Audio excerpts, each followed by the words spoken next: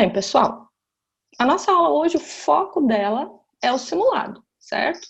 Eu não vou pegar toda a atividade, não vou fazer as próprias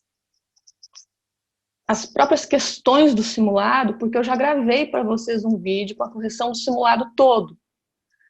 Tem um vídeo gravado, vai estar no eClass, próxima aula de vocês. Então aqui eu quero ver com vocês o conteúdo daquelas questões onde vocês demonstraram mais dificuldade. E aqui apareceu mais dificuldade, eu acredito que vocês vão lembrar, tinha uma questão lá sobre retas paralelas que eu utilizei até o esqueletinho humano, tinha um esqueletinho lá no simulado. Retas, semirretas e segmentos de reta, tá? O que são retas, queridos? É uma linha reta, certo? Só que tem uma coisa importante nela. Deixa eu só pegar um marcadorzinho aqui. Aqui.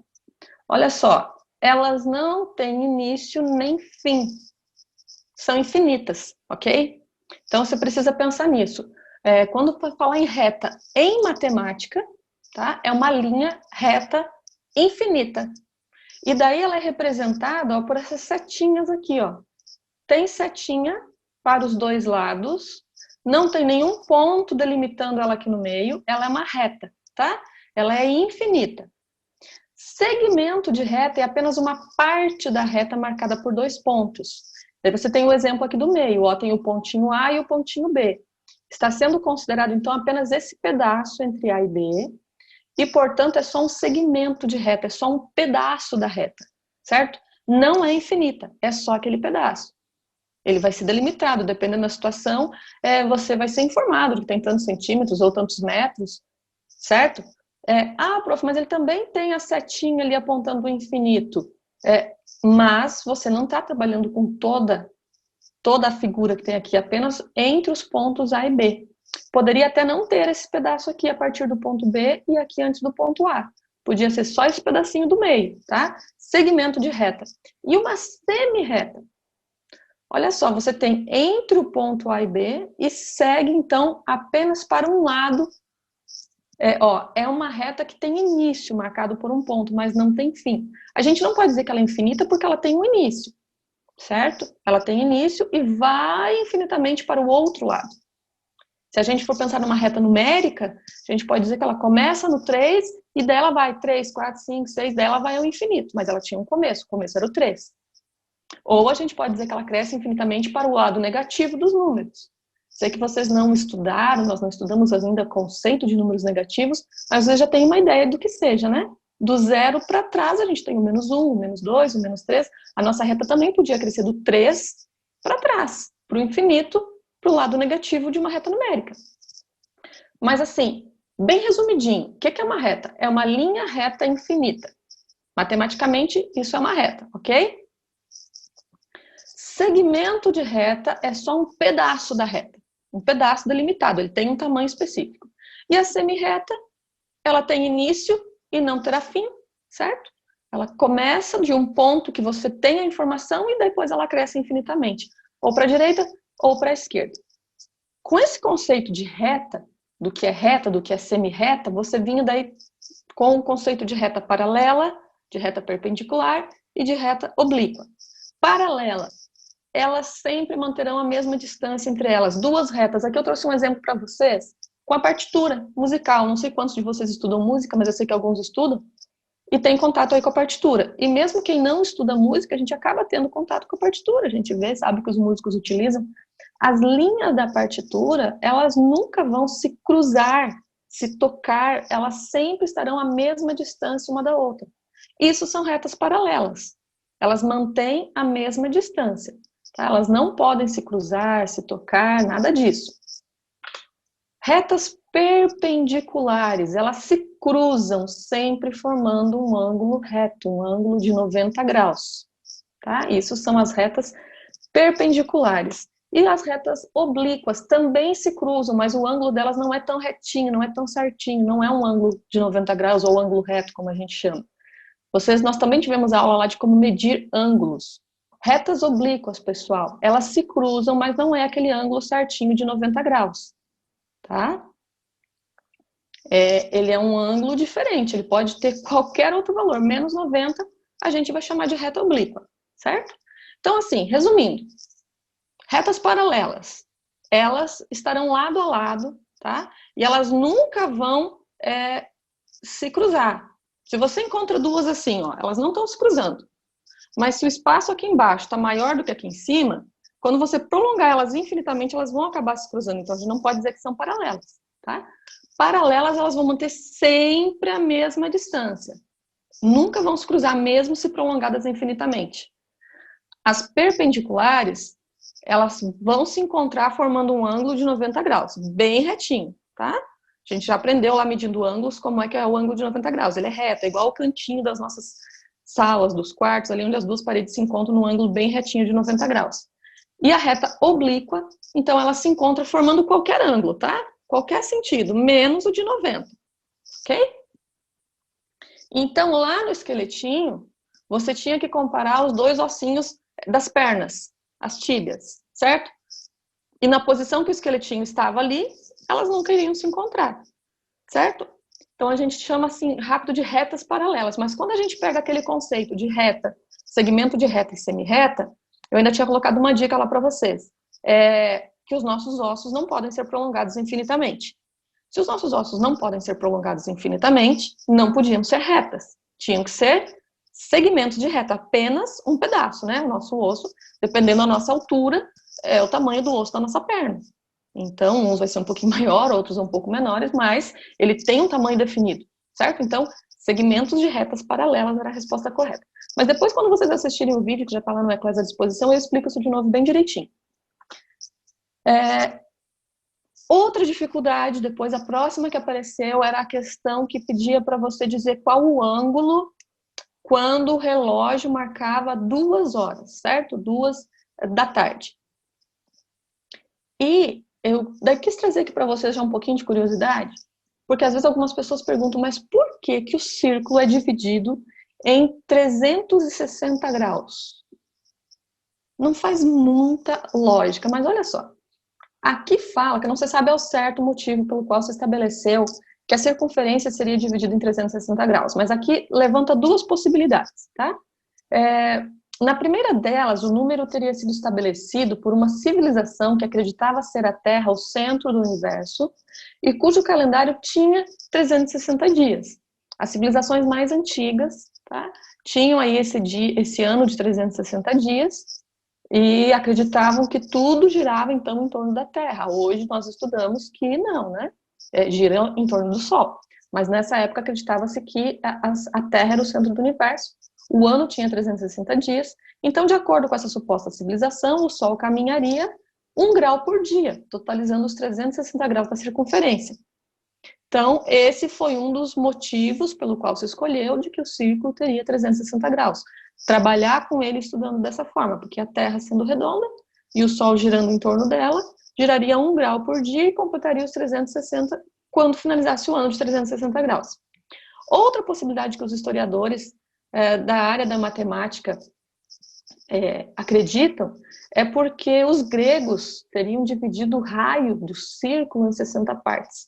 Raio, queridos, para quem não lembra, é que a imagenzinha ficou embaixo das miniaturas aqui dos vídeos, né? A prof colocou aqui. Mas é esse risquinho que ele vai aqui, ó, da borda do círculo até o miolinho do círculo, tá? Isso é o raio. E que ele seria dividido em 60 partes. Como já teria conhecimento de que o comprimento da circunferência equivaleria a 2π, lembra que de vez em quando vocês ficam perguntando o que é aquele π que tem lá na parede da nossa sala? Ele é para cálculo de geometria, tá? Para cálculo de círculo. A gente vai estudar ele mais para frente também. E que o π valia aproximadamente 3. Então, se estabeleceu que a circunferência teria 360 graus, por quê? Olha aqui entre parênteses, ó, 2 vezes 3 vezes 60 igual a 360. Isso aqui é só uma curiosidade, tá? Não é para você ficar preocupado. Às vezes eu tento trazer uma curiosidade e vocês ficam preocupados achando que já precisa ser doutor nessa área aqui. Não, isso aqui é uma curiosidade, só para você saber por que o círculo foi dividido em 360 graus. A gente não tem uma resposta exata para isso, mas acredita-se nessas duas hipóteses. Então, olha aqui, um círculo dividido em 360 graus, trouxe essa imagem aqui para vocês, tá? Aqui ele está dividido a cada 10 graus, certo? Poderíamos dividir em mais graus ainda? Sim.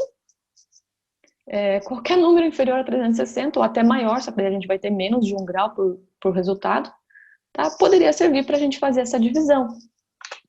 Então, nessa do reloginho, tá? Vocês tinham lá que o relógio marcava 2 horas. E perguntava para vocês quantos graus havia, tá? Nessa parte aqui, ó. Se o círculo tem 360 graus e o relógio é dividido em 12 partes, era dividir 360 por 12. Inclusive isso nós fizemos nas atividades do livro e tem vídeo gravado para vocês com essa atividade também. 360 dividido por 12 dá 30. Então significa que entre cada ponteiro do relógio você tem 30 graus. Se para marcar 2 horas você tem um espaço entre 2 ponteiros, logo você tem 60 graus nesse ângulo. E se fosse o caso de te pedir também o ângulo externo, daí você teria 300 graus aqui no ângulo externo. Tá? Porque sempre a soma dos ângulos de um círculo terá que dar 360 graus. Se você tem 60 aqui, entre esses 2 ponteiros, se você for considerar o lado de fora, 300 graus. Mas lá na atividade eu estava pedindo para vocês o lado de dentro, né? Entre o 12 e o 2.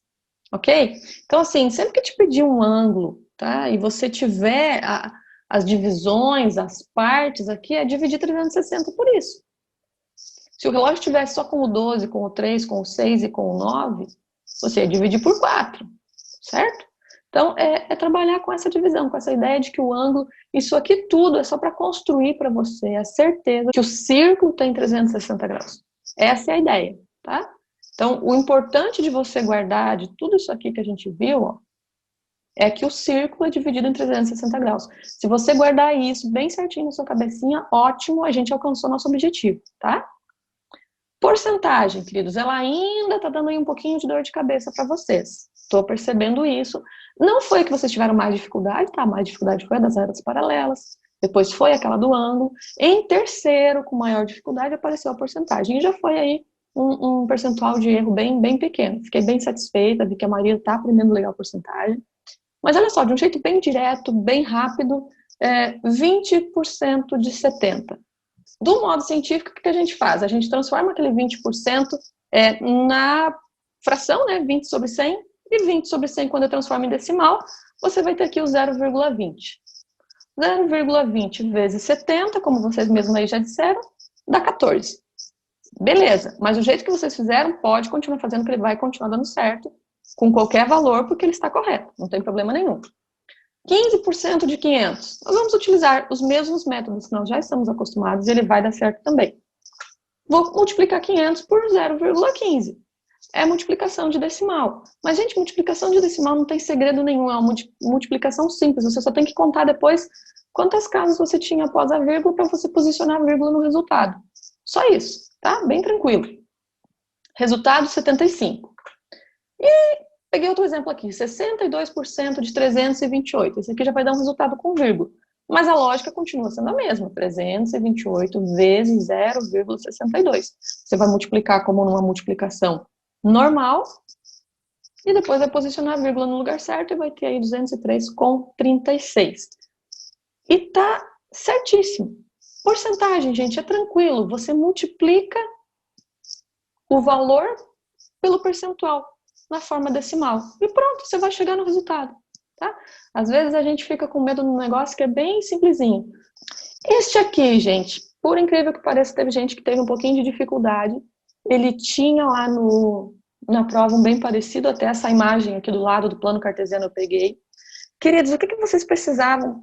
Prestar bem atenção aqui. E daí depois isso aqui virava quase uma brincadeirinha de criança, quase uma atividade lá do jardim, sabe aquelas atividades de ligue os pontos? Que a gente ia ligando do 1 ao 2, ao 3, ao 4, até formar uma figurinha. Acaba ficando uma coisa bem parecida, tá? A única coisa que você precisa, assim, prestar muita atenção é que você tem aqui a coordenada x, tá? A coordenada x, queridos, ela sempre vai ser essa aqui na horizontal. E você tem a coordenada y, tá? Ela sempre estará na vertical. Bem para frente, estudando matemática, quando aparecer uma coordenada z também na história, tá? Ainda assim, o x será na horizontal, o y na vertical e o z que estará aqui como se fosse um 3D, tá? Então, assim, isso é um fato. Então, sempre que você for ler uma coordenada, o primeiro valor que aparece aqui, você vai procurar ele em relação a x. E o segundo valorzinho em relação a y. É só esse cuidado que você tinha que ter para fazer essa atividade, tá? Então, olha só, aqui diz, do ponto... Aqui eu fiz um bem grandão, tá? Tá mais difícil do que o que eu dei no simulado para vocês. certo?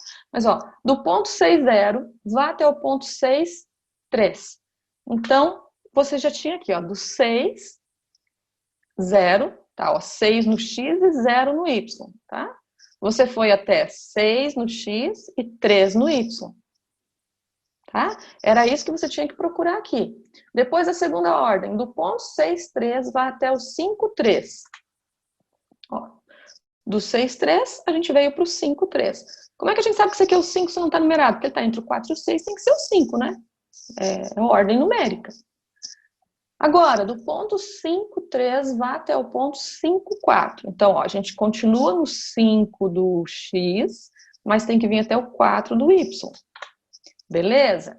Agora, do ponto 5,4 vai até o 4,4. Então, a gente está aqui no 5,4, a gente tem que vir para o 4 do x e 4 do y. Opa, voltei a setinha, não deu.